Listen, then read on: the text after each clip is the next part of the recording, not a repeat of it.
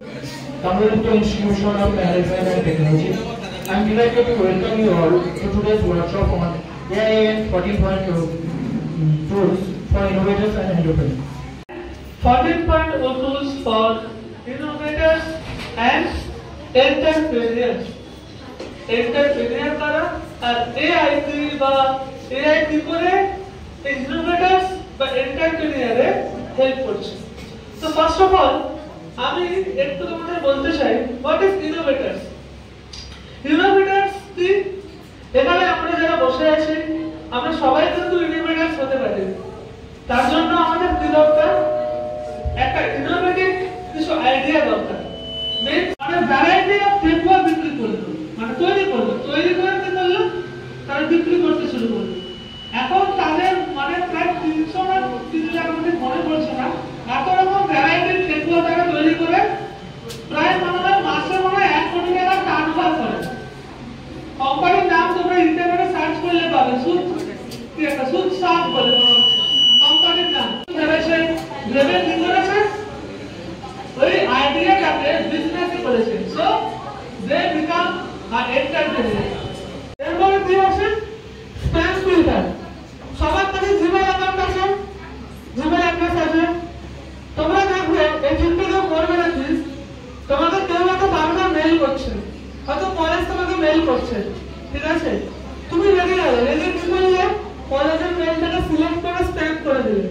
তুমি একবার দুবার তিনবার যদি স্প্যাম করো তাহলে কি তোমার ওই জিমেইল একটা অ্যালগরিদম লাগানো আছে, একটা প্রসেস লাগানো আছে, যে কি বোঝাচ্ছে, মানে তুমি ওকে বোঝাচ্ছ যে এই ওয়েব অ্যাড্রেস থেকে বা এই জিমেইল থেকে যদি কোনো মেইল আসে তো এটাকে আমার স্প্যাম, এটা আমার দরকার নেই, এটা আমার স্প্যামে পাঠিয়ে দাও।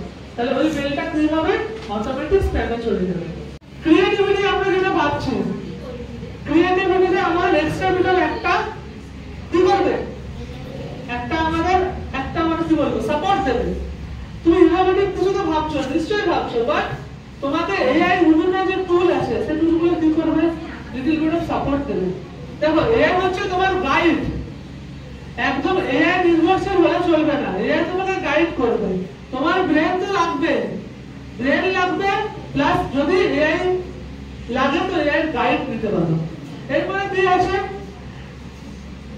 Data driven decision. মানে আমি একটা ফ্যাক্টরি খুলছি, হয়তো আমি একটা লোকেশনে ফ্যাক্টরি খুলবো, হয়তো আমি একটা শু কোম্পানি খুলবো, ঠিক আছে? তো কোন লোকেশনে খুললে আমার যে ওই দোকানটা ভালো চলবে, মার্কেটিং এরিয়া যেটা, সেটা তুমি যদি ফিজিক্যালি ভিজিট করে যাও মেবি তুমি ভুল হতেও পারো, ঠিকও হতে পারো, বাট সময় সাপেক্ষ, তাই না? বাট আমি কম টাইমের মধ্যে আমি সার্ভে করতে চাই, এটা আমি কি করে করবো? থ্রু এআই টুল, থ্রু ডেটা অ্যানালাইসিস এর মাধ্যমে করা হয়। এরপরে কি? প্রজেক্ট ম্যানেজমেন্টের জন্য ট্রেনিং এসআরএস ল্যাব আছে, কেউ জানতে পারে তাহলে সে কেন দিবে? তো কি করছে? সোশ্যাল মিডিয়ার বিভিন্ন প্ল্যাটফর্ম ইউজ করছে। ফার্স্ট ইনোভেশন হবে প্রোডাক্ট ডেভেলপমেন্ট, যেটা আগেও বলেছি। ফার্স্টার, আমি কি চাই? কম টাইম দেব, বেশি প্রোডাকশন করব, কম টাইম।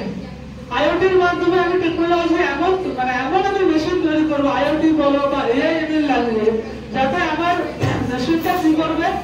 মানে উইদাউট হিউম্যান ইন্টারাকশন বেশি প্রোডাকশন করবে, প্রোডাকশন আমার বেশি চাই। সো এরপরে কি আছে? প্রোডাক্টিভিটি যেটা বললাম,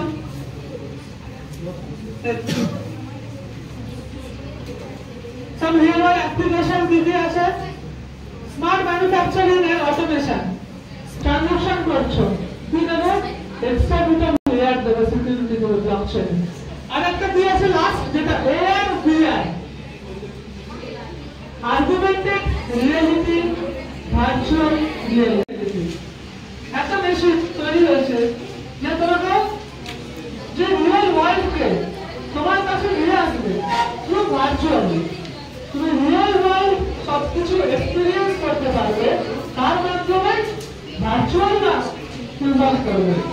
ওকে, this are the real world example. আর কি আছে? Supply chain and logistics. মানে সাপ্লাই চেইন, একটা প্রোডাক্ট তৈরি হওয়া থেকে একদম এআই এর উপর নির্ভর হয়ে চলবে না, এটা মাথায় অলওয়েজ রাখতে হবে।